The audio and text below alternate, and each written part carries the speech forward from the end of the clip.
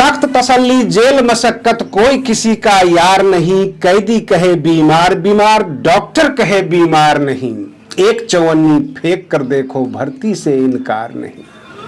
जी हाँ दोस्तों, मैं आरडी भारती और आप देख रहे हैं बिहारी सुल्तान। बिहार में तुलनात्मक चर्चे हो रहे हैं कि बिहार का अगला चेहरा, अगला सीएम कौन, डॉक्टर कन्हैया कुमार या तेजस्वी यादव।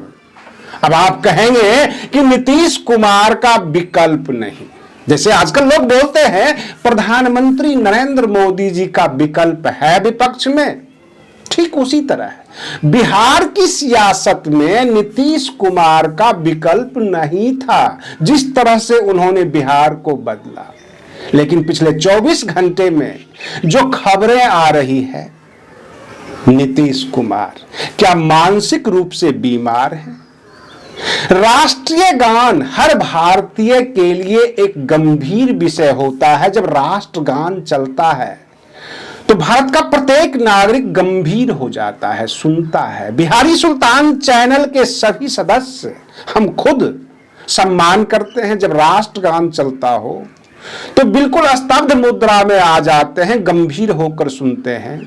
लेकिन बिहार के मुख्यमंत्री जो एक संवैधानिक पद पर हैं, राष्ट्रगान के बीच में अधिकारियों से बात करते हैं, हंसने लग जाते हैं। कहने का तात्पर्य वो अपनी मानसिक स्थिति का परिचय दे देते हैं। हर मौके पर, हर 15 दिन के बाद यही चर्चा होती है कि नीतीश कुमार को क्या हो गया, बिहार के मुख्यमंत्री को क्या हो गया है। हर मौके पर कुल मिलाकर जो ये परिस्थितियां थी कि बिहार में नीतीश कुमार का विकल्प कौन, तो विकल्प तो था नहीं।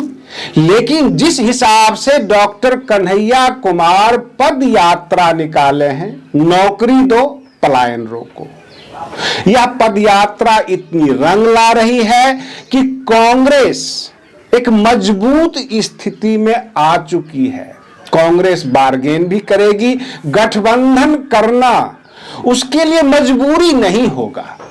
गठबंधन शौक होगा, गठबंधन धर्म का पालन होगा, लेकिन मजबूरी नहीं होगा। मैं आपको वर्तमान स्थिति बता रहा हूं। जब अखिलेश प्रसाद सिंह की विदाई हुई प्रदेश अध्यक्ष पद से, तो लोगों में चिंता हुआ कि सवर्ण वोट जो है कांग्रेस से भागेगा, लेकिन उसकी भरपाई डॉक्टर कन्हैया कुमार ने कर दिया। डॉक्टर कन्हैया कुमार भूमिहार जाति से तो आते ही हैं। बिहार के बेगूसराय के सबसे प्रतिष्ठित गांव जो है बीहट, जहां भूमिहारों का समीकरण कुछ ज्यादा ही बड़ा है, वहां से आते हैं। भूमिहारों के गढ़ से डॉक्टर कन्हैया कुमार हैं। तो अखिलेश प्रसाद सिंह की कमी तो कांग्रेस को महसूस नहीं होगी। रही बात ये, कुटुंबा विधायक राजेश राम को प्रदेश अध्यक्ष बनाया गया, तो आप यह समझते होंगे कि कांग्रेस पार्टी के अंदर एक विधायक जो SC ST से ले लिए और उनको प्रदेश अध्यक्ष बना दिया, तो ऐसा भी नहीं है। कम से कम 50 और उससे ज्यादा SC ST के नेता कार्यकर्ता कांग्रेस में एक्टिव हो गए हैं। बिहार विधानसभा के करीब करीब प्रत्येक क्षेत्र से SC ST OBC के नेता कांग्रेस में घुस चुके हैं। कभी कभी तो ऐसा लगता है कि ये कांग्रेस है या राजद है, इतने कार्यकर्ता SC ST OBC से आ गए हैं। अब प्रश्न ये उठता है कि जब चुनाव होगा तो विश्लेषण करने वाले अपने अपने तरफ से गुणागणित कर रहे हैं कि कांग्रेस प्रशांत किशोर के साथ गठबंधन करेगी, कोई कहता है कांग्रेस जो है CPI के साथ गठबंधन करेगी। लेकिन मूल सवाल यह है कि कांग्रेस गठबंधन क्यों करेगी, अकेले चुनाव क्यों नहीं लड़ेगी? जिस कांग्रेस को बिहार में कहा गया वो हाशिए पे आ गई। जो कांग्रेस 1990 से पहले दिखती थी, उसके बाद दिखना बंद हो गया। जिस कांग्रेस को राजद के पीछे पीछे चलना पड़ता था, वही कांग्रेस राजद के राजकुमार को चुनौती दे रही है। सवाल यह उठता है कि मामला तो खटाई में पड़ेगा। कृष्णा अल्लावरू जो बिहार प्रभारी हैं, वह तो लालू प्रसाद यादव, तेजस्वी यादव से मिलने नहीं गए। कहा यह भी जाता है कि जब राहुल गांधी पटना आए थे तो राहुल गांधी को यह कहा गया था कि लालू प्रसाद यादव बीमार है। तेजस्वी यादव जी वेलकम कर रहे थे और कहे थे कि लालू प्रसाद यादव बीमार है, उनको अगर आप देख लेते तो बड़ा अच्छा होता। और इस बहाने राबड़ी आवास पर ले जाया गया राहुल गांधी को, और जबकि मौर्या होटल के मीटिंग में लालू प्रसाद यादव मौजूद थे, उनको पीछे के दरवाजे से गाड़ी में बिठाकर राबड़ी आवास पहले पहुंचा दिया गया, बेड पे लिटा दिया गया और राहुल गांधी जी को दिखाया गया। कुल मिलाकर मैसेज ये जाए कि सब कुछ ठीक है, लेकिन सब कुछ ठीक नहीं है। राजद और कांग्रेस दोनों अपनी ताकत आजमाइश कर रही है। देखना यह है कि बराबर बराबर सीट पर फैसला होगा अथवा कांग्रेस की राह अलग होगा। डॉक्टर कन्हैया कुमार ने पदयात्रा करके नौकरी दो पलायन रोको ये आह्वान करके बिहार के युवाओं को इस कदर खींचना शुरू कर दिया है कि प्रधानमंत्री नरेंद्र मोदी जी भी सकते में आ गए हैं कि कांग्रेस में ऐसी जान कैसे फूकी गई। और बिहार तो प्रयोग है, दरअसल उत्तर प्रदेश की तैयारी है और 2029 का लोकसभा चुनाव की तैयारी है। कांग्रेस के पास राष्ट्रीय पार्टी का तमगा है, सिद्धांत है, स्वतंत्रता संग्राम का इतिहास है, करीब करीब सब कुछ है। केवल कांग्रेस के पास अच्छे नेता नहीं थे।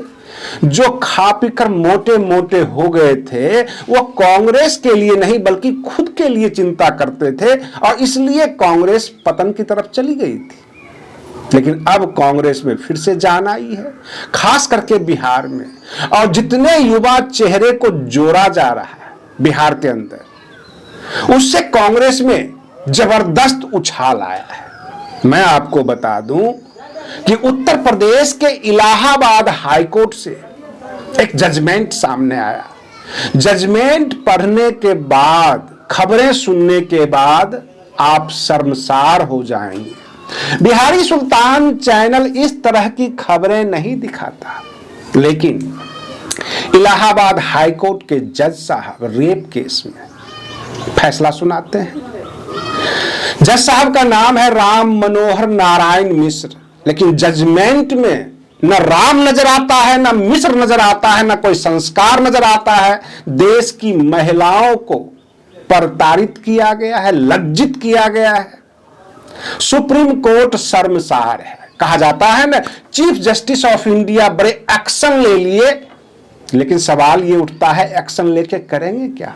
पहले भी तो शेखर यादव जी ने कहा था कि बहुमत से फैसले होते हैं, यानी अब कोर्ट में भी बहुमत चलता है। अगर आपकी बहुमत ज्यादा है, आपकी संख्या ज्यादा है, तो आपका अन्याय भी सपोर्ट कर देगा कोर्ट। ऐसा फैसला आया था। और जब चीफ जस्टिस ऑफ इंडिया यानी भारत के मुख्य न्यायाधीश ने एक्शन लिए तो क्या बिगाड़ लिए?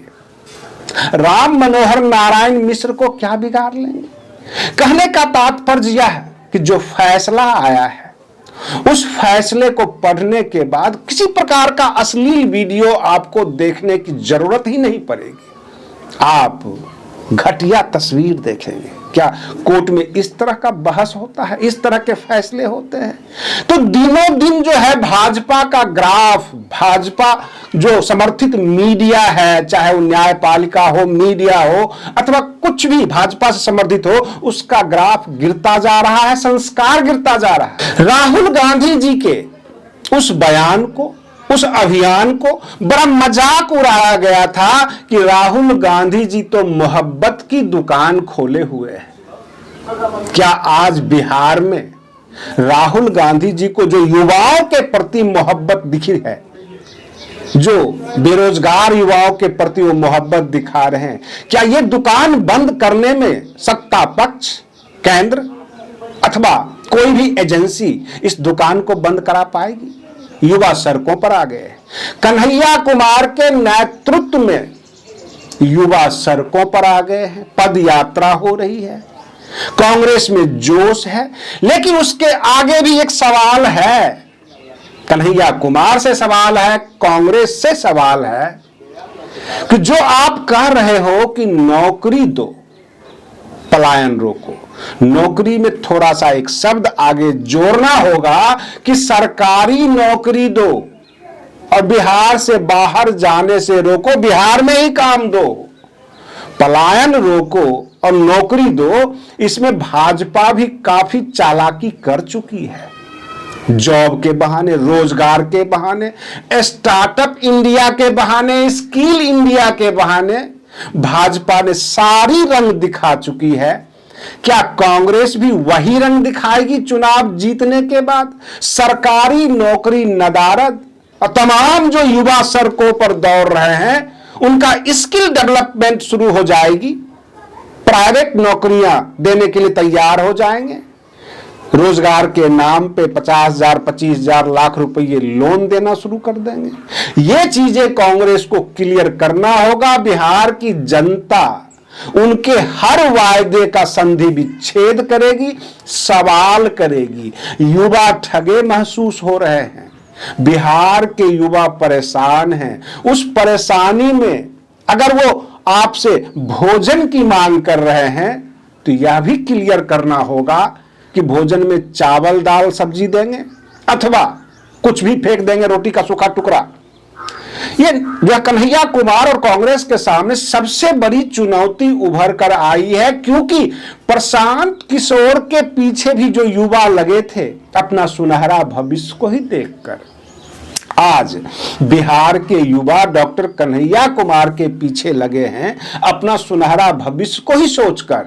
और 2020 में तेजस्वी यादव जी ने जो सपने दिखाए थे कि 10 लाख नौकरियां दूंगा, और वह 75-77 सीट पर आ गए थे क्योंकि बिहार के युवाओं की करामत थी। तो कांग्रेस को सोचकर चलना होगा कि बिहार के युवा अपने आप को ठगा महसूस ना करें।